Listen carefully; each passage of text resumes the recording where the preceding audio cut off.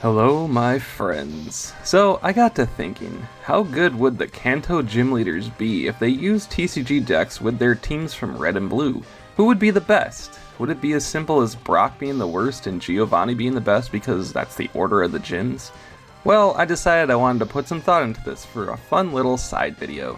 And yes, judging these cards together is going to simply be based on my opinions on these cards, and I'll try and see if there's any sort of deck strategy or something that could be used with the combination of their Pokemon.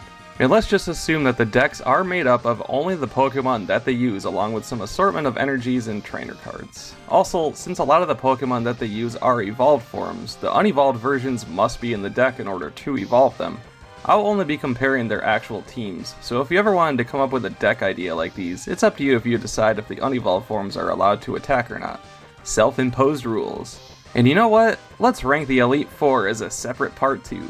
But first, these are the top 8 Kanto gym leaders ranked by their original cards from base set, jungle, and fossil. Number 8. Brock.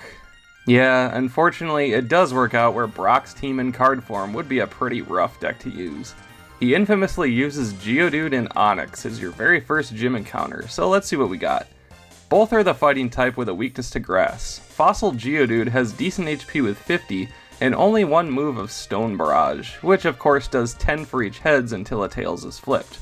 Now, I've spoken about this numerous times, but this is pretty brutal to rely on. Geodude has the potential to one-shot any Pokemon in the game, but the most likely scenario is going to be 0 or 10 damage. A lot of luck is needed for Geodude to excel, but it is possible. And then there's Base Onix, a beefy basic Pokemon with really high HP of 90, but that gets balanced with Onix being quite weak with cheap attacks. Rock Throw just does 10, and then it can use Harden, which prevents damage on the next turn if the attack is 30 or less. Very defensive based. So yeah, there really wouldn't be much strategy with Brock's team here. They both only deal damage aside from Onix having the option of preventing damage. Onix will always deal 10, and Geodude is a complete random mixed bag, anywhere from 0 to infinity. Probably 0. But basically, if you would encounter any Pokemon with a fighting resistance, and there are quite a few, that would pretty much be it for you with this deck. Match over. Onix could only ever bypass it if you use 3 plus powers in one turn just to hit it for 10, and that's a big if. And then Geodude would need 4 more heads in a row, also just to deal a minimum of 10. I can't not put Brock last. This deck would rarely ever win. Number 7, Misty. Okay, well, so far it is working out in order, but we'll see how the rest plays out.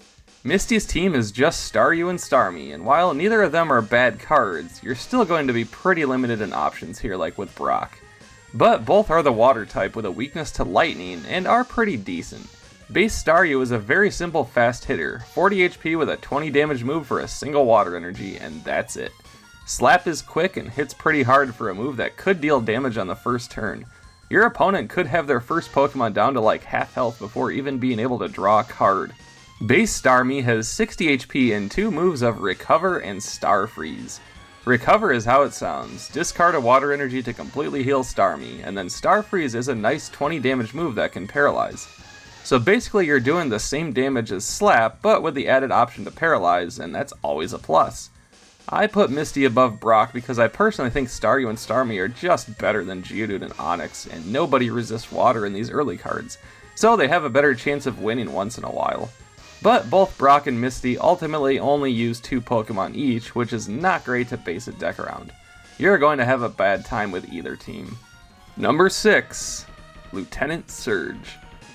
Okay, I know what you're thinking, this is still going in gym leader order, but I mean, let's look at his team. Lieutenant Surge uses Voltorb, Pikachu, and Raichu, and yes, all 3 are of the lightning type and are weak to fighting. Base Voltorb is probably the most generic original card that exists. 40 HP and it only deals 10 damage for a single colorless with tackle, and that's it. Nothing else to it. The colorless energy wouldn't matter with this team as you'd only have lightning energies anyway. But as far as Pikachu and Raichu go, you do have 2 options each, assuming you are indeed limiting these decks to base, jungle, and fossil like I said we would, and these are the fake rules that I made up. No promos allowed here because, I don't know, let's just keep it simple. Base Pikachu actually has everything the same as Voltorb, same HP, weakness, retreat cost, and a 10 damaging move, as Gnaw and Tackle are exactly the same attack. But it also has Thunder Jolt doing 30, and then Pikachu takes 10 damage if a Tails is flipped. The other Pika option is Jungle Pikachu with more HP of 50, and then a single move of Spark. It does 20, and then you choose one of your opponent's benched ones to also take 10 damage. I personally like Jungle Pikachu more than the base set, but it does have the penalty of not being able to attack on the first turn, or right when it gets played. So you could use both of them in the deck, because one will be there in order to use one of the two Raichu options, and they are pretty different from each other. Base Raichu has 80 HP with the moves Agility and Thunder. Agility does 20 and then prevents damage done to Raichu on the next turn if a Heads is flipped. Thunder does 60 and then Raichu takes 30 damage if a Tails is flipped. So really both of these could be excellent with the right coin flip luck. Fossil Raichu has more HP with 90 and only has the single expensive move of Giga Shock, which does 30 and then 10 damage to 3 of your opponent's bench Pokemon. It's like Jungle Pikachu's Spark after it drank a couple Mean Bean Java monsters. So, me personally, I would pick both Pikachu options and then the base set Raichu, but I do kinda love the Fossil one too. A big reason I'd pick base set over Fossil is in case you run into a lightning resistance. Thunder can at least take them out over time and if you get lucky. But then there's Voltorb, who just has to be there by default. So with all that considered, I put Lieutenant Surge's team at 6th. It packs a bit more punch than Brock or Misty's team. Number 5, Blaine. Yeah, now we're shaking up the order. Blaine is kind of an interesting one for this, as his team consists of a pair of 2-stage evolutions here. Growlithe Arcanine, Ponyta, and Rapidash, all fire types weak to water. Base Growlithe has really good HP for a basic mon with 60, and has the single move of Flare dealing 20 damage. Not bad at all for a starting card. And then base Arcanine is pretty beastly. A huge 100 HP with 2 moves of Flamethrower and Takedown. Flamethrower does 50 and you discard a fire energy after.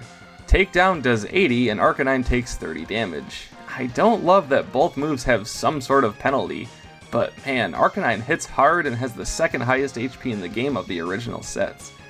Base Ponyta has 40 HP and 2 moves of Smash Kick and Flame Tail. Smash Kick does 20 for 2 colorless, Flame Tail does 30 for 2 fire. Very simple, but not bad. Jungle Rapidash is significantly better though, 70 HP and also has 2 moves. Stomp does 20 and then 10 more if a Heads is flipped, same cost as Smash Kick but can deal more.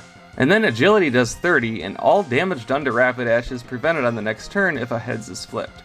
So really this deck would have 2 Growlithe, 2 Ponyta, and then 1 each of their evolved forms, which I think would be pretty decent. Rapidash isn't too costly, so you could save energies for Arcanine's Flamethrower. I still put Blaine right in the middle here though. There are a lot of grass types in the early cards, so this would definitely be a strong deck against them. Number 4, Koga. I feel like Koga has to be next, as it could be a pretty scary team. Koga uses 2 Coughing, a Wheezing, and a Muck, so because of this you would have 3 Coughing in the deck. All Pokemon here are of the grass type and weak to Psychic.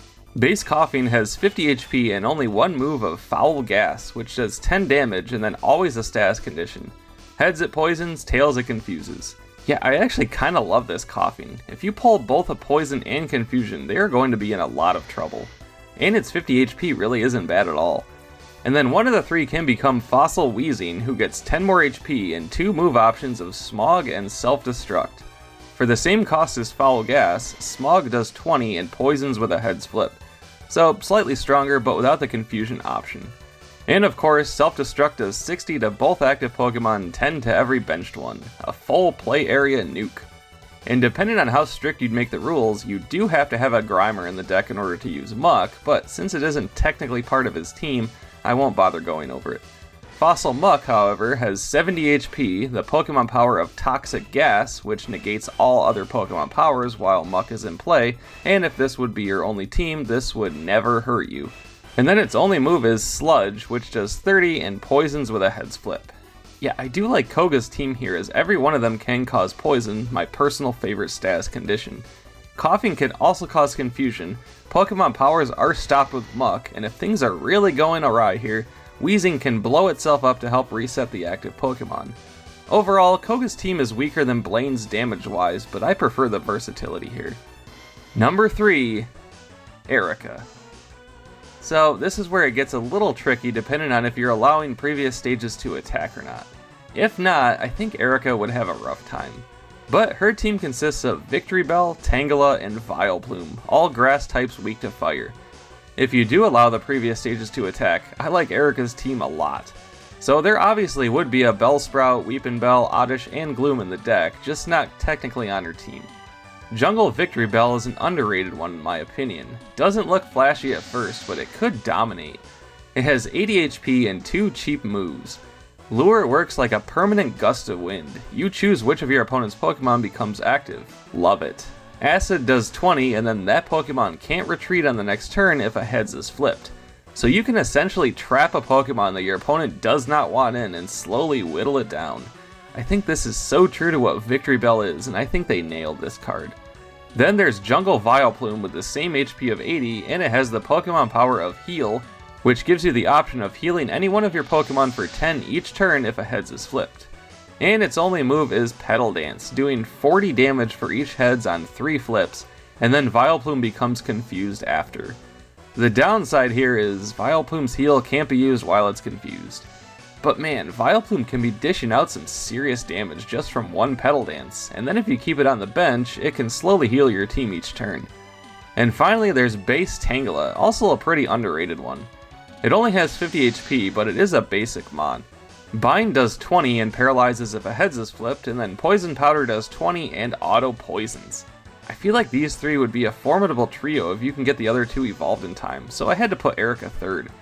And like I said, if you are making the rule where Bellsprout, Oddish, etc. can attack, you will likely struggle here, thus putting Erica a bit lower on the list, but I settled on third. Number 2, Giovanni. We now have the leader of Team Rocket coming in at second, and for the first time on the list, we have 2 different types used here.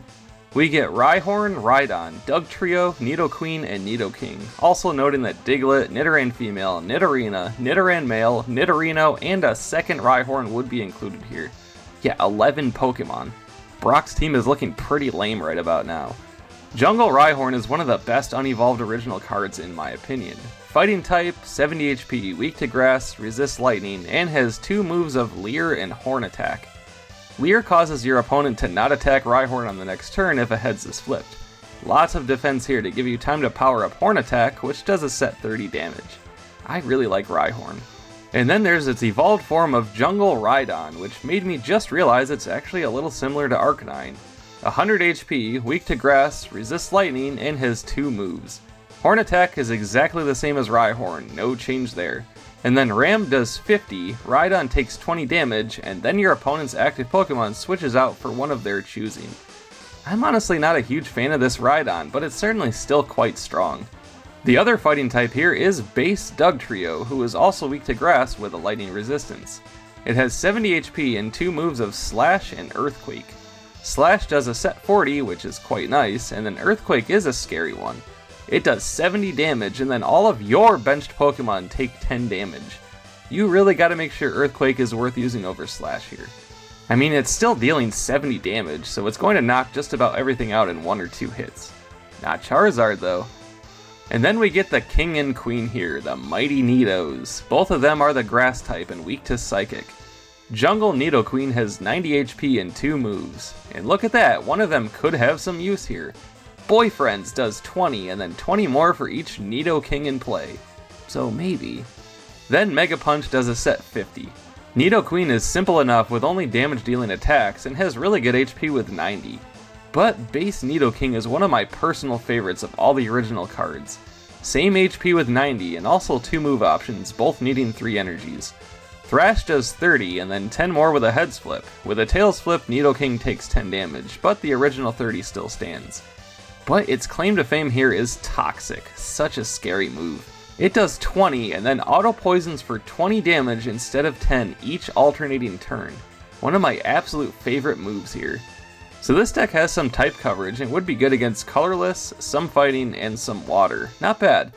The downside is that all of the Pokemon here do require a lot of energies, especially ones like Rhydon, Nidoqueen, and Dugtrio, all needing 4 fighting or grass for their strongest attack. However, I still think this would be a really fun deck to use and can really be pretty strong and balanced, but I still didn't place it at number 1. Speaking of, Number 1, Sabrina. Yeah, I think Sabrina has to be number 1 here. Her team consists of Kadabra, Alakazam, Mr. Mime, and Venomoth. The odd one here is definitely Venomoth, who not only isn't naturally a Psychic type, but is the only Grass type here among the Psychics. All are weak to Psychic except Venomoth, who is weak to Fire and resists fighting. So you would also have 2 Abra and 2 Kadabra in the deck, but she does use 1 Kadabra, who I actually really like. The base one has 60 HP, has Recover, which is a full heal on Kadabra by discarding a Psychic energy, and then Super Psy is really sweet with 50 set damage. Kadabra actually does more damage than Alakazam. But speaking of, base Alakazam has more HP with 80 and has the awesome Pokemon power of Damage Swap, which allows you to rearrange all damage counters on your team in any way you'd like, unless Alakazam has a Stas condition. Such a good Pokemon power. And Confuse Ray does 30 and confuses with a Heads Flip. Kadabra hits harder, but Alakazam is even scarier, and they're both used here. Very nice. Jungle Mr. Mime is a fan favorite, only 40 HP, but that's because of its Pokemon power of Invisible Wall, which prevents all damage done to Mr. Mime if the attack is 30 or stronger, unless Mr. Mime has a Stas condition. Only weaklings can hit it, which is a bit of fun. And its only move is really good too. Meditate does 10, plus 10 more for each damage counter on the defending Pokemon. Yet Mr. Mime can be pretty great and annoying to deal with. And then the lone grass is Jungle Venomoth, possibly my favorite jungle card actually. 70 HP and also has a Pokemon power, this time of Shift, which gives you the option of changing Venomoth's type from grass to any other type in play other than colorless. So go ahead, make it Psychic to stick to the theme. And I love its move of Venom Powder. It only does 10, but with a Heads Flip, it causes both poison and confusion. Similar to Coughing's Foul Gas, but all or nothing here. But because you can change Venomoth's type, you could have Venom Powder do 20 damage too. The downside is, of course, the lone 2 grass energies needed here, which could complicate things. I think Sabrina's team is certainly the best of the 8 gym leaders though, and also would be the most fun to use. Alakazam can completely reorganize the game, it can cause Stas conditions along with Venomoth, and then you have Mr. Mime for strength and defense, and then Kadabra for power. It has to be number 1 for me. But that's not all, I also want to compare the Elite Four to each other as well. I thought they should be different from the gym leaders as they are separate enough in the games. And I am not including your rival because his team varies depending on which starter you picked anyway, so let's do this. Number 4, Bruno. Of the 4 Elite Four members, Bruno is the only one with a monotype deck, and because it's pretty one-sided and so many Pokemon resist fighting, I gotta go with Bruno last. However, this certainly wouldn't be a bad deck at all. Monotype can be better than multi-type ones at times too. Bruno uses Hitmonlee, Hitmonchan, Machamp, and 2 Onix. And yeah, I already talked about Onix. It's weak but tanky and he uses 2 of them.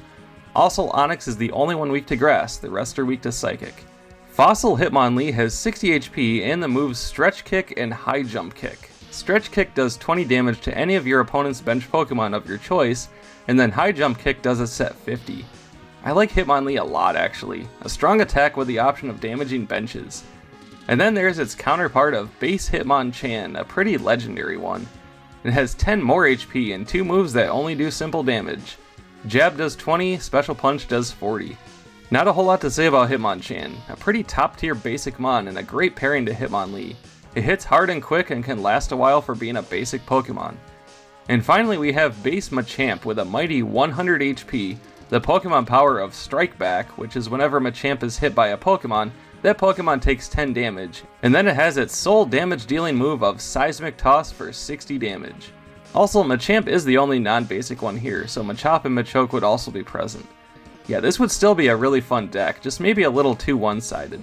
Machamp, Hitmonlee, and Hitmonchan for power, Onix for defense. Mono fighting could run into some problems, but at least all but Onix can bypass the resistance in some way.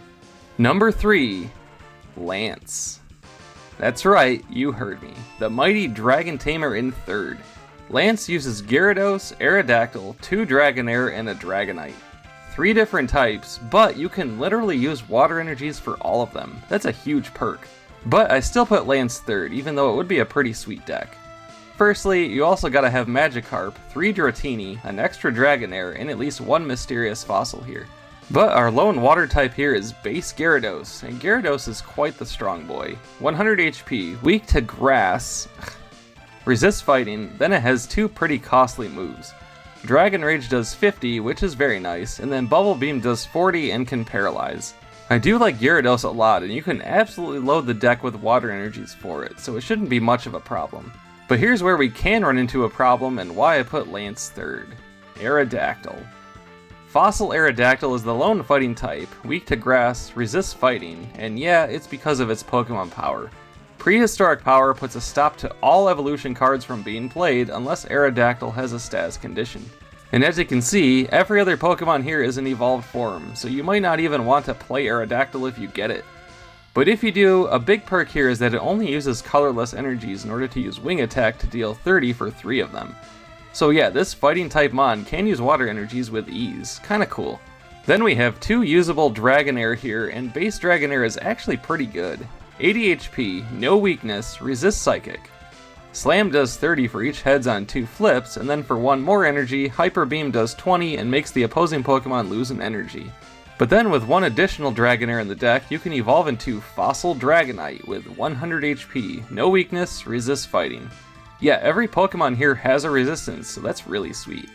And this Dragonite has a really nice Pokemon power of Step In, which eliminates the retreat cost of your active Pokemon if you're bringing Dragonite in. This Slam does 40 damage for each heads on 2 flips. Same as Dragonair, but it costs 1 more to deal 10 more damage per flip. Yeah, this deck certainly isn't bad by any means. All of them resist some type, and 3 out of the 5 don't even have a weakness. But man, potentially not even wanting to play one of your Pokemon is a ding for the deck as a whole. Also, Magikarp, Dratini, and Mysterious Fossils can all be taken down pretty easily if you can evolve them in time with their low HP of 30, 40, and 10 respectively. Wow. Oof. I'm growing up, I guess. Number 2, Lorelei. So I've almost used this exact team for my Ice types only challenge, and yeah, it's pretty good. However, there's no Articuno here. Lorelei uses Dugong, Cloyster, Slowbro, Jinx, and Lapras. 3 water types weak to lightning, 2 psychic types weak to psychic. Base Dugong is just pretty awesome. 80 HP and has Aurora Beam dealing 50 damage, and then Ice Beam does 30 and can paralyze. Costly but very hard hitting. Fossil Cloyster is a true chance one.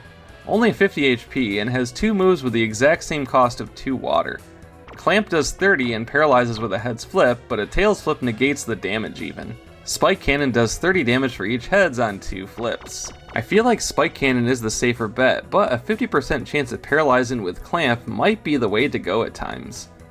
Fossil Slowbro is one of the 2 psychic types here with 60 HP and has the Pokemon power of Strange Behavior, which has you transfer as many damage counters as you want on your Pokemon to Slowbro, as long as it doesn't knock out Slowbro. Kinda cool. And its move of Psyshock does 20 and paralyzes with a heads flip. The other psychic here is base Jinx with 70 HP and has Double Slap and Meditate. Double Slap does 10 for each heads on 2 flips, and Meditate is stronger than Mr. Mime's, doing 20 plus 10 more for each damage counter on the defender. And finally there's Fossil Lapras, who is pretty beefy with 80 HP and has 2 cheap moves. Water Gun only costs 1 water at base, doing 10 damage, plus 10 more for each additional water energy on Lapras, up to 2 more. Confuse Ray does 10 and confuses with a heads flip. I actually love Lapras, and I see this deck as a whole to be pretty well rounded. When I used it, I had Articuno instead of Slowbro, so that can be a bit of a downgrade. But I feel like Dugong and Lapras were very well utilized for me.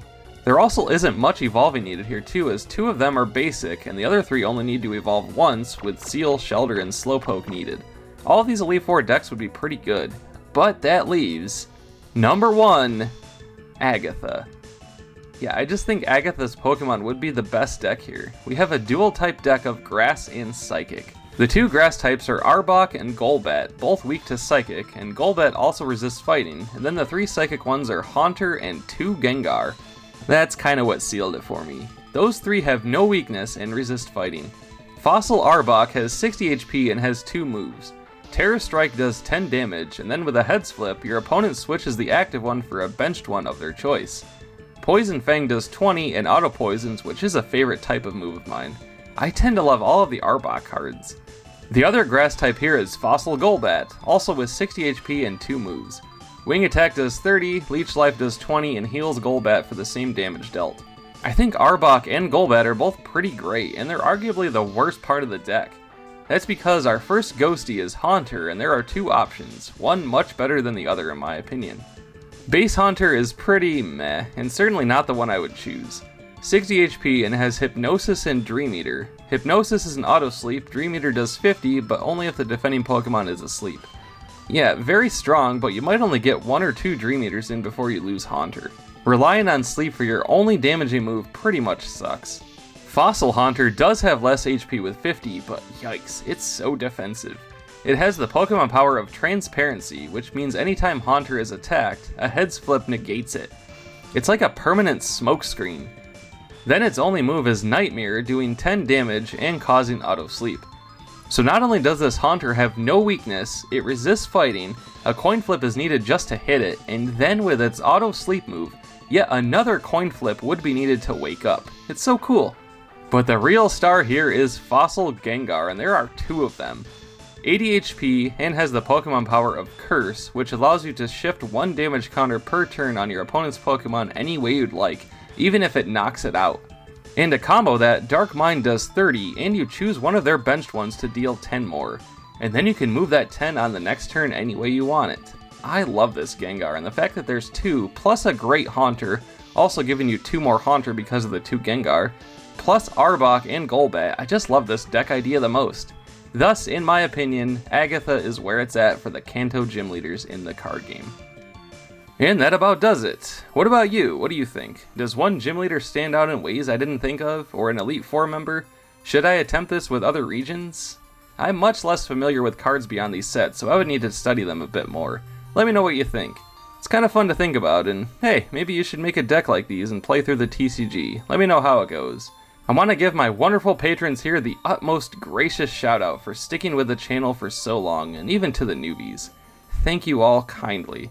Give an old glancy glance at my bonfire page if you want some Paraspectre merch, and as always, using the code Paraspectre gets you 10% off of your order at intotheamp.com if you are in the market for some new swag or nifty gifties. Especially because from November 10th to the 30th, they are also having a Black Friday sale for up to 80% off. Heckin' yeah. Thank you all again, and I'll see you all for the next one. Paraspectre will return.